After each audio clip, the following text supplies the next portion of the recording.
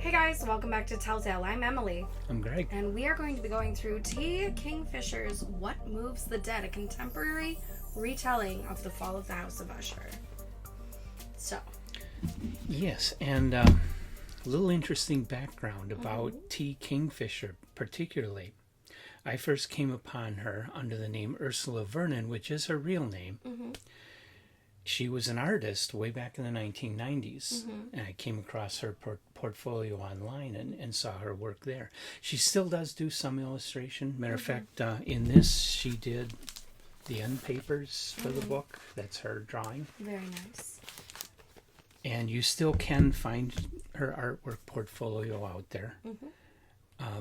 But at some point, she kind of moved mostly away from that into writing. And for a long time, she was mostly writing for children under her Ursula Vernon name. And then when she wanted to write more adult fantasy horror stuff, she decided she needed to use a pseudonym to separate them so that it was clear these were not for kids. These were for kids. You know, Ursula Vernon was a children's author. Yeah, you don't want to accidentally run into her work and think, oh, I'm going to give this to my child. Right. And it's a horror and you're not sure you want that for your kid. Exactly. So she adopted the name of T. Kingfisher. I don't know where she came up with that. She was... she published the book What Moves the Dead after her really hit book Nettle and Bone. About half a year after, she published What Moves the Dead, July 12th, 2022, with Torn Nightfire. It's her 65th story overall as Ursula Vernon and T. Kingfisher in her bibliography. It's the first of a series called the Sworn Soldier series. The second in the series is What Feasts the Night. And she did not do the illustration for the cover. I do love it, though. The illustration is really excellent and does kind of prepare you for what you're going to get here. So I will turn that over to you. I should say it's a short novel. Some people will call it a novel. I would call it a novel, but a lot of people would call it a novella because it's that short. Yeah, it is a pretty quick one. I think I read it in like 3 hours. Oh, and it was a 2023 finalist for the Hugo Award for Best Novella. So that's how they classified it. All right. Okay, good to know. Now. Yeah, so this was a really quick read. So yes, it is a retelling of the fall of the House of Usher from the perspective of a soldier who is a friend of the Ushers who gets a letter in the mail saying, Madeline's sick. You gotta come. Rather, it's Madeline herself saying, I'm really ill. My brother's not doing well. I don't think I have a lot of time left. Things are not looking good. Can you come visit us? And this soldier is non-binary. And they come and they go through, through the motions, and they're like, oh, this place is messed up. There's this weird, type of mushroom that's growing around there, and it happens to attract a female naturalist who kind of has a affinity for mycology and can't get into the, Naturalist Society of England or whatever it was called. And there is an allusion in the story that she's Beatrix Potter's aunt, which I thought was really kind of fun and sweet. To kind of have that homage to a also children's illustrator and author, especially for Ursula's background. I thought that was really fun. So there's this mycologist woman who's going around sketching all of these different mushrooms and stuff, and they happen to only grow in this particular area of this country. They grow nowhere else, and it's just kind of a weird phenomenon. And that plays a big part in the story as it goes on. But yeah, she goes to the Ushers. They have their doctor friend there, meets with them. Things are not going well. The brother's a nervous wreck. The sister's just this faint little frail, hardly a person anymore, kind of ill. But they're trying to make the best of it. They're trying to get everybody to laugh, talk about, the good old days and being a soldier and whatnot. The doctor is American, so they have a lot that they talk about with that. There's a lot of different pronouns in here. T. Kingfisher made up some pronouns for this particular culture, which I think was a really good way of, instead of just calling everybody they, them who was non-binary, giving them their own pronoun based off of what status they held. Like being a soldier, a sworn soldier, you got a different pronoun for being a soldier. They had different pronouns for children, and for familiar people, like loved ones that you're really close to and family. They had like 6 or 7 different pronouns for God that they explain in there. So I thought that was kind of cool how they addressed that and made it like a cultural phenomenon, which I thought was really thoughtful and interesting. But then, kind of as time goes on, they realize that the mycology is really kind of the issue that's causing the ushers to become sick. They think it's in the water supply, or at least in the pond that's nearby, which they assume is part of the water supply. After doing some research the best they can with their mycology lady, after Madeline dies, they realize that and a few other things, spoiler alert, the mushrooms and funguses are reviving the dead somehow. And I don't want to tell you too much more about that. That kind of unfolds a little bit more towards the tail end of the story. But it's because that's basically the whole gist of the story, is trying to figure out how this is reviving dead animals and dead creatures.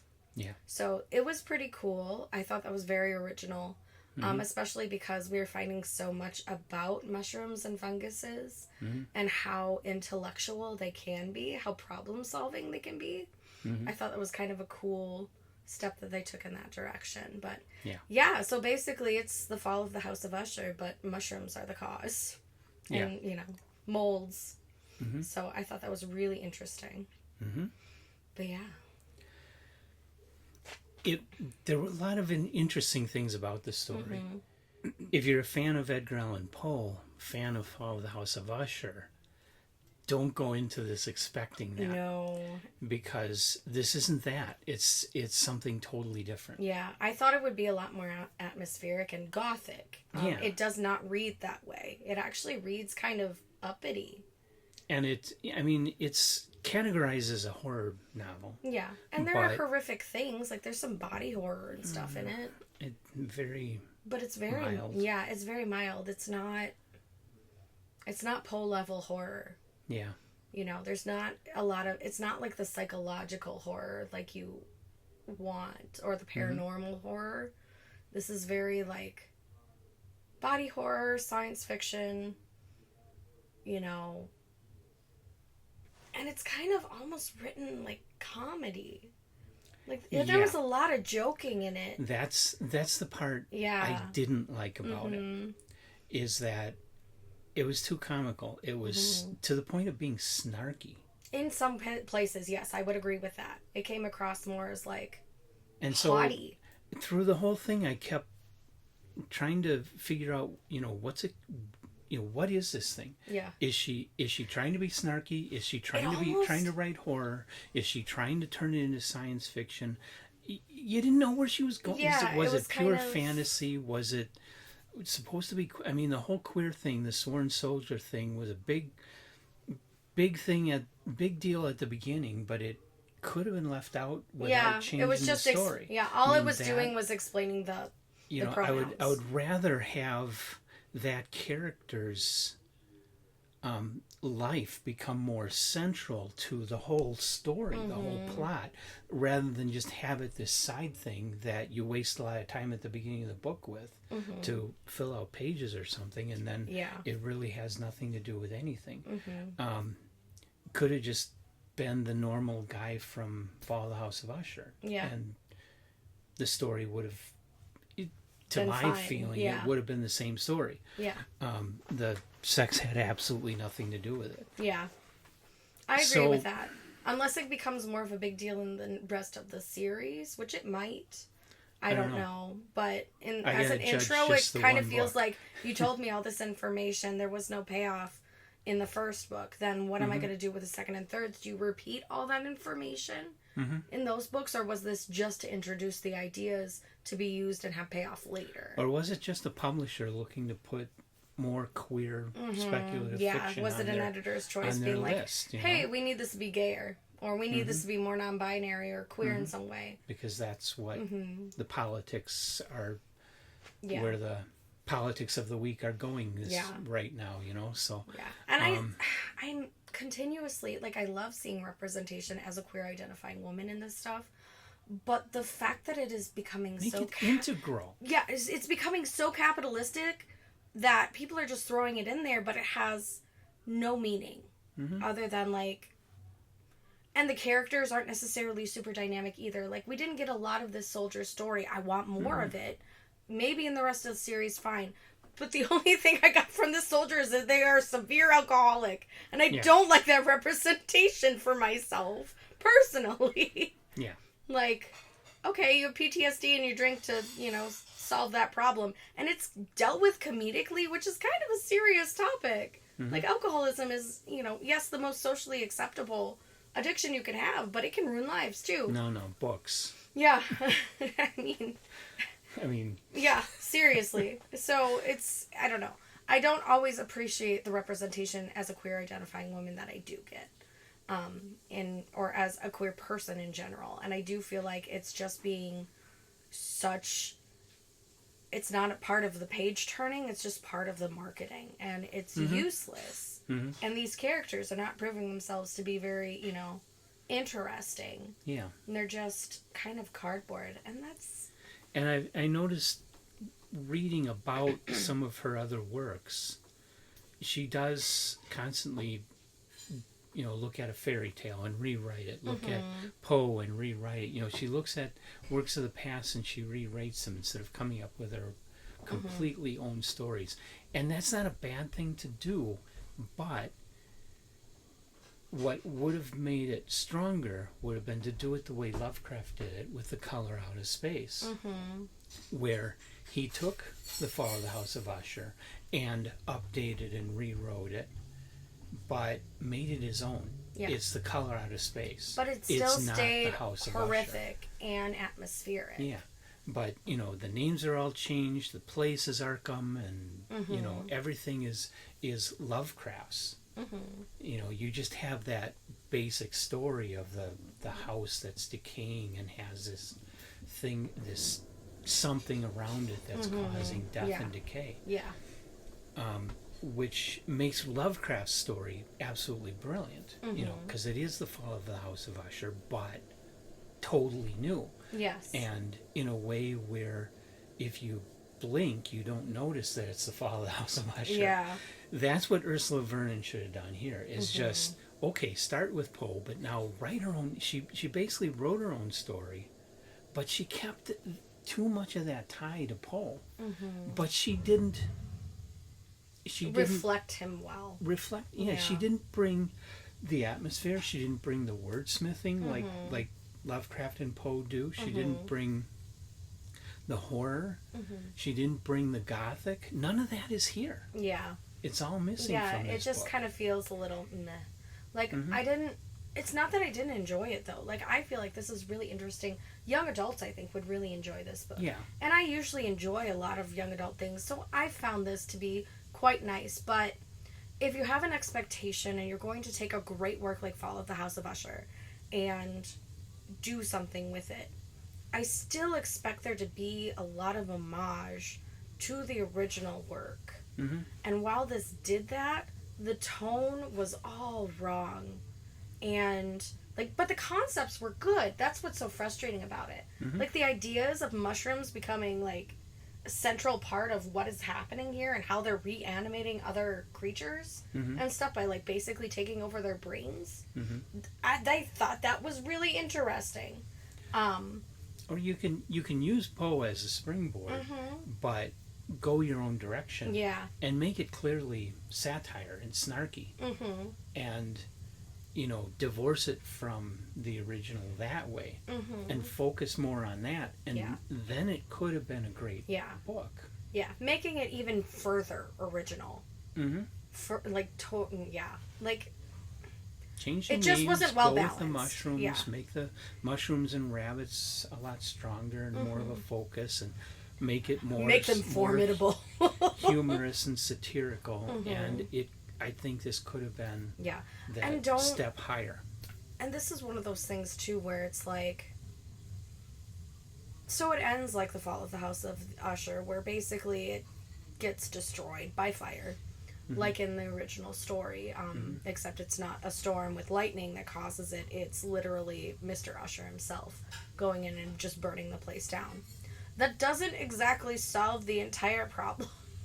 No, it kind of avoids it. It kind of avoids it. Like, and then they dumped sulfur into the lake to try and kill off the water source that a lot of the fungus was growing in and stuff. And I'm like, but you didn't kill all the rabbits that are still infected, which is pretty much all of them. Anything that ever came and drank from that water source is dead now. No, and there's spores in the air. And there's spores in the air, and the fire, doesn't necessarily burn all the spores. Like, this problem is not solved, but you're acting like it is because the house is burned down and you do enough sulfur in a lake to kill it and anything that comes back to drink from it. And I gotta say, if this would have been my idea, I would have taken it down more of a science fiction path, because these mushrooms show a lot of fascinating possibilities for extending life. This could have been Victorian era Last of Us. Like, it could have gone that direction where this problem isn't solved here, nice and tidy.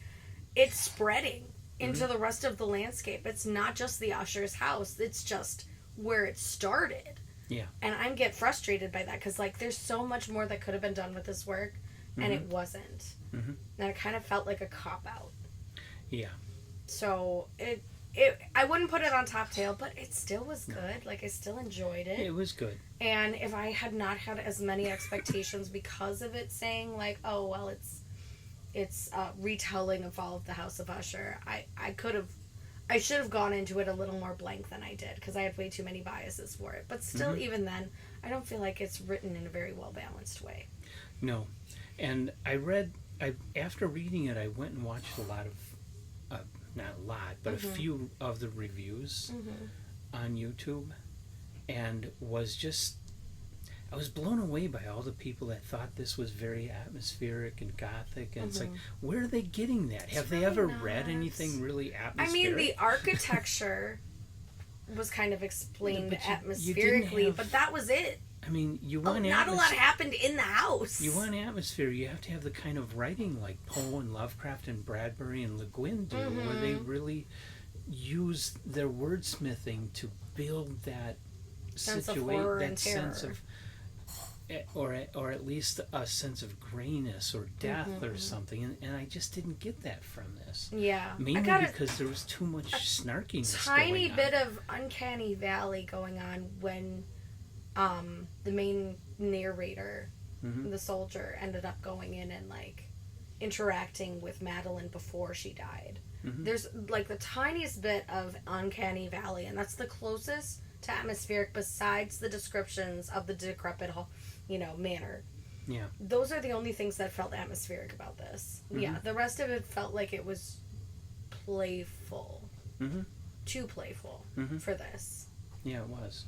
So, I mean, easy to read that way, but I guess I would have taken a denser kind of writing like Le Guin would do over what or change the Kingfisher character did. perspective. Like, it almost felt like the story should have been told from the mycologist's perspective, because she's a sarcastic, witty, sassy, older Victorian English woman, and so that's kind of felt like the character that was telling this story. And the soldier didn't seem like they should have been that character narrating. Yeah, it felt like it almost like the characters were switched. So I think if it had been told by the mycologist and naturalist, whatever I can't remember her name now, I feel like it would have held better. I would have had a better expectation. But the soldier just came across as like super serious at first, and then it was suddenly there's a joke. I was like, you went from straight man to Mr. Goofball over here right quick, and that was a little odd and felt very jarring for this character. I had those feelings all through the book. Of, Yeah. That going this direction and then going that direction. Yeah. And never really wanting, never really deciding what it wanted to be. Yeah, there wasn't really a goal or consistency. It was more like, we got all these ideas, let's just throw them all in and stir it all up. And it's like, not innately a bad thing, but then give me a longer book for more payoff. But you do have to have,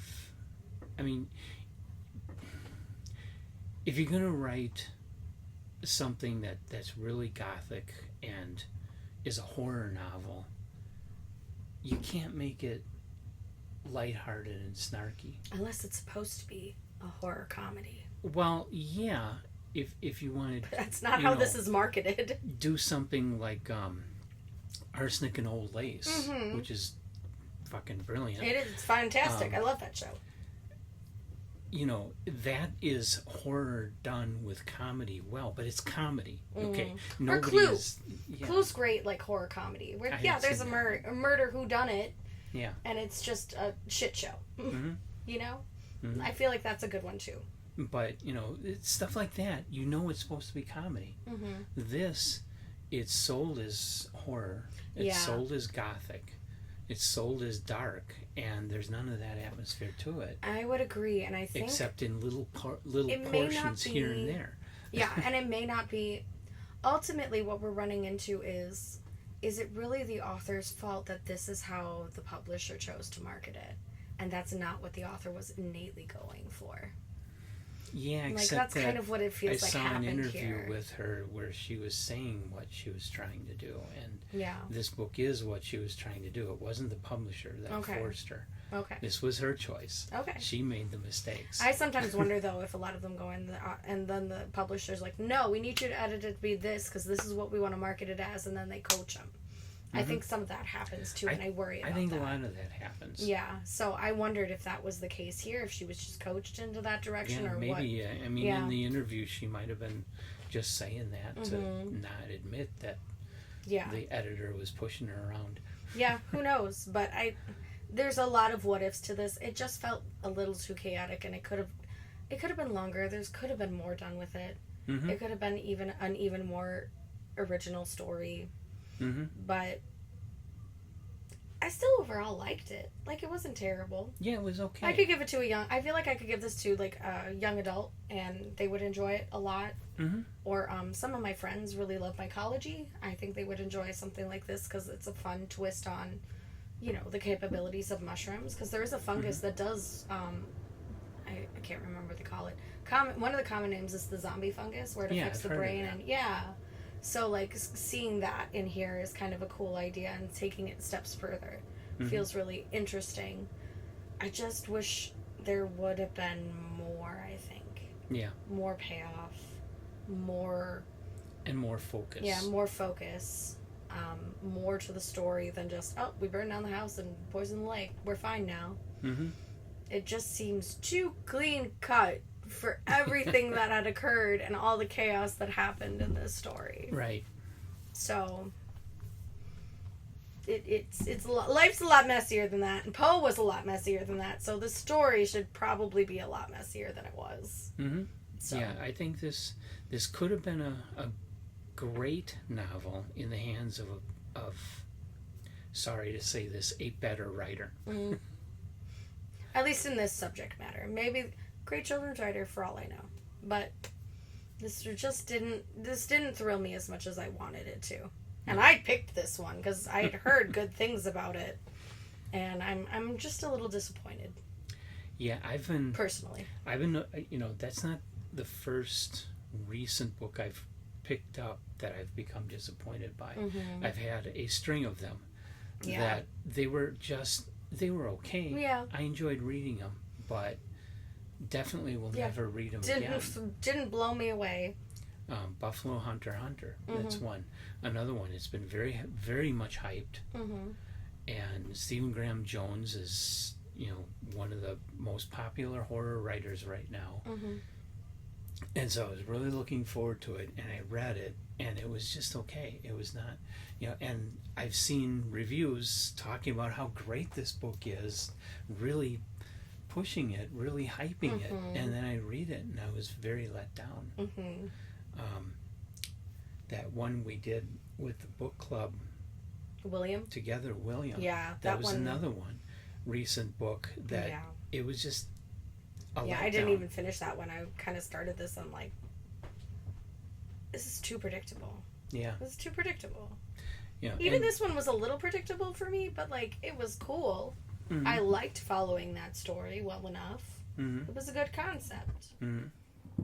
But it was just okay. Yeah. So, didn't thrill me, but it was entertaining enough. Mm-hmm. Killed some time for me. So, as I said, this has a sequel that is already out, titled What Feasts the Night. And I forget the name of it, but there is a third book coming out in September in the Sworn Soldier series. Okay. So, if you loved What Moves a Dad, there's more coming. I might try the second one, but if it doesn't thrill me, I might.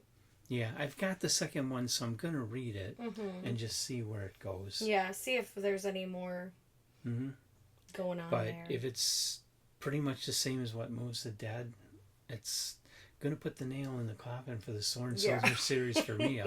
I'll not spend my money in September on the third book. No, and art is subjective. We are just merely two people who, now that we've read so many classics, it's really hard to blow us away. Well, but I think that's important because we have read a lot of great books, and some of those great books are more recent. Yes, we've read, such a wide variety of authors: Francis Stevens, Edgar Allan Poe, H.P. Lovecraft, Robert Heinlein, Philip K. Dick, Arthur Clarke, Philip K. Dick. We've read all these people and House of Leaves and stuff like that, and Garth Nix.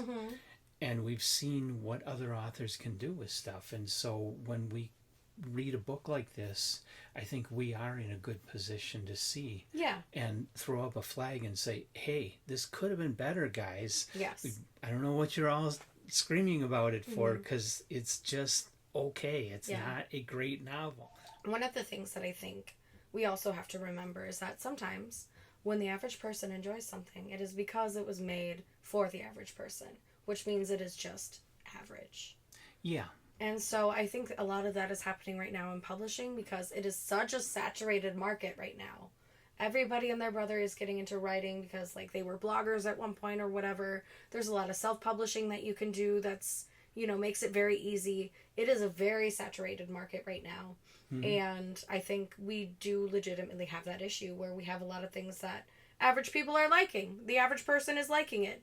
And it's because it is average. And that's not innately a bad thing. People are allowed to enjoy what they're allowed to enjoy. I'm just really frickin' picky now because I've read so many great things and I grew up on the classic literature that is phenomenally crafted and very intentional. And you pick up stuff like this, it's all right, that was fine. It was just fine. Yeah, and well, what I'm seeing is right now we've got great older writers like Norman Spinrad who are desperately seeking publishers. Nobody wants to publish them because they're old. He's an older white man. Exactly. Yeah, and that's an ongoing issue. They published groundbreaking, Spinrad published some really groundbreaking science fiction novels back in the during the new wave of science fiction. That's not to say he's writing at that caliber anymore, but I mean he's one of our best authors, and he's struggling to find publishers. And we have these authors that are just writing okay books, that are getting published, getting nominated for the awards. They're getting the attention, they're getting the money, they're getting the hype, and their books just aren't as good. Yeah, and that's kind of the other thing I have as a queer identifying woman. Not too long ago, I did a project for someone, and he had said, we're basically trying to hire more women and more LGBTQ plus individuals to contract with. And I was like, cool, I'm that demographic. And then I'm like, oh, I'm that demographic. I've become a commodity as a queer identifying female. And I think that's kind of what's happening here is I love seeing the representation. This is not how I want it to go, though. I want good writers to represent us well. And I feel like because we don't have enough good writers, they're just commodifying queer people and women. And I hate that because that's just another version of exploitation in a capitalist construct. Yeah. And I hate that a lot. For real excellence, you have to look to Virginia Woolf or the Bronte sisters.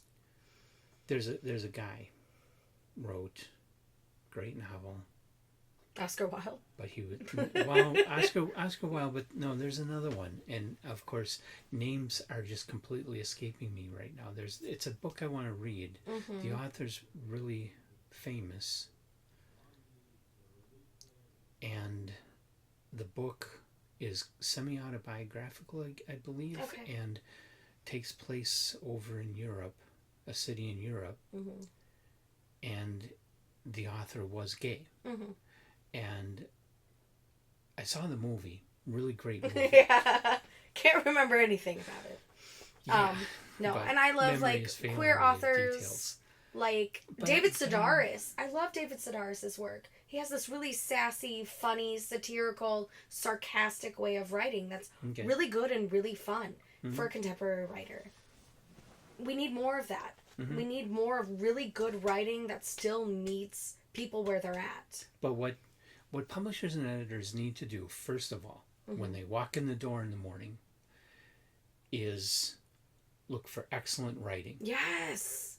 Forget about the politics. Forget about marketing. Oh no, it's a white man. Forget about what's going to sell. Oh no, it's a white man. And just focus on, is this a damn good story? If not, get it out of here. Yeah.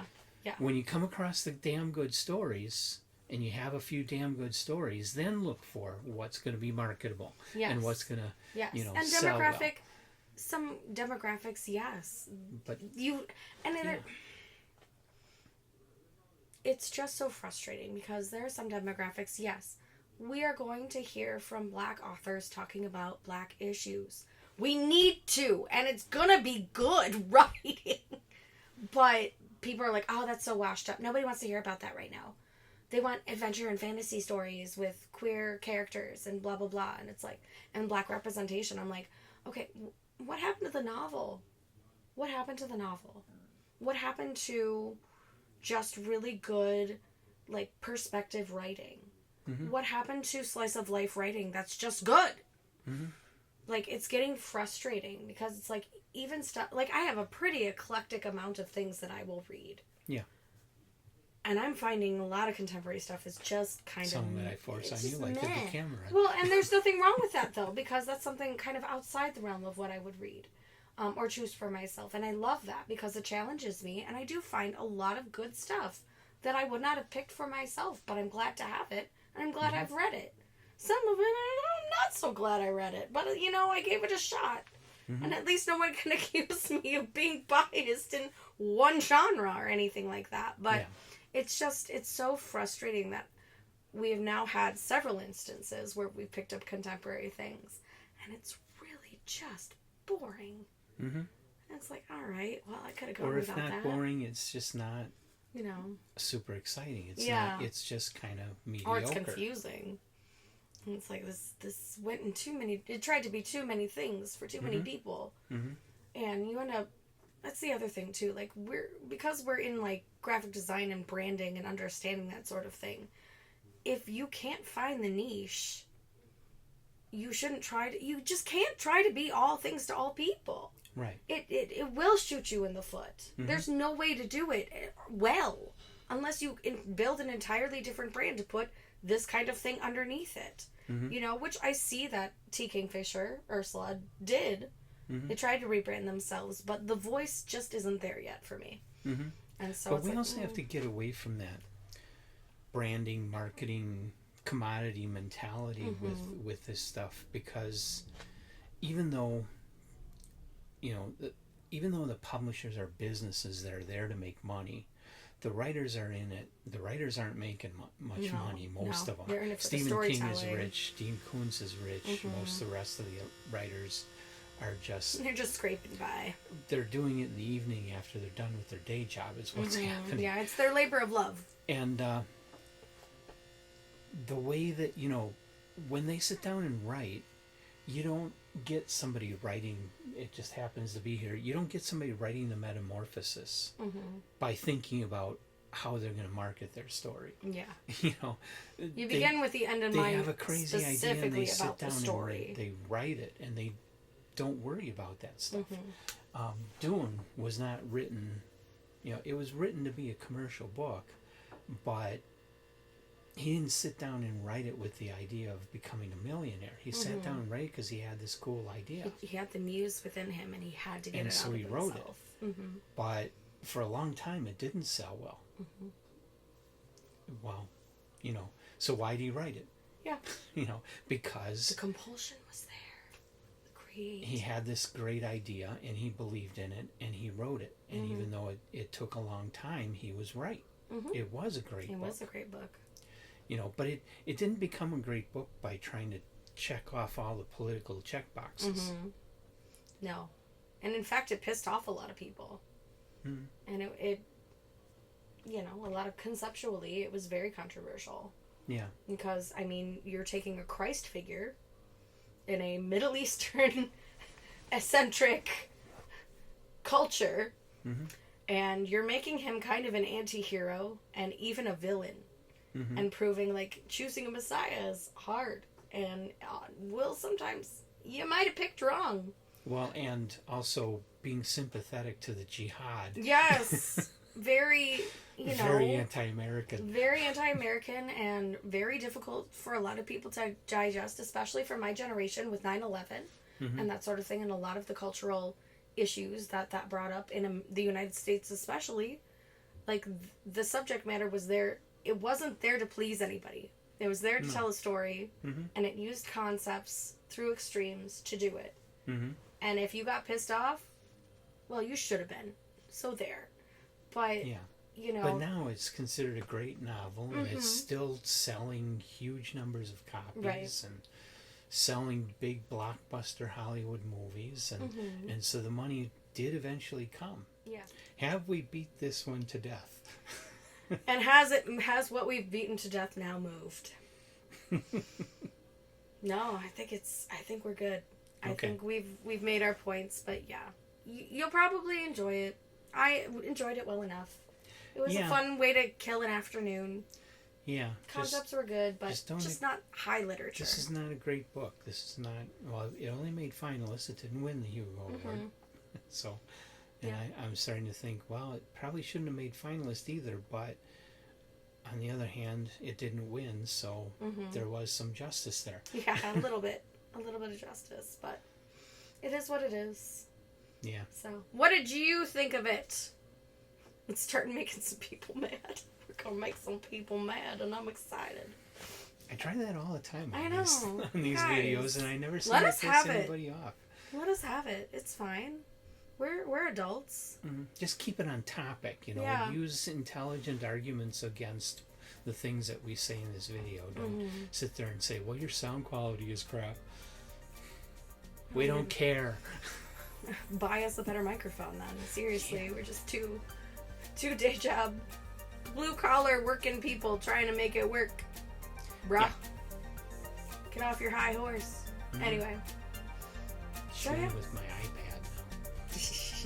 We gotta do what we gotta do. Cameras die sometimes, guys. Anyway. But yeah, tell us what you thought of What Moves the Dead by T. Kingfisher, or anything else by T. Kingfisher. If you have any recommendations, please let us know, because we are willing to give her more of a shot. We are willing and able. We got more time than money, so hit us with your best shot. But yeah, other than that, like, subscribe, join us next time. Bye.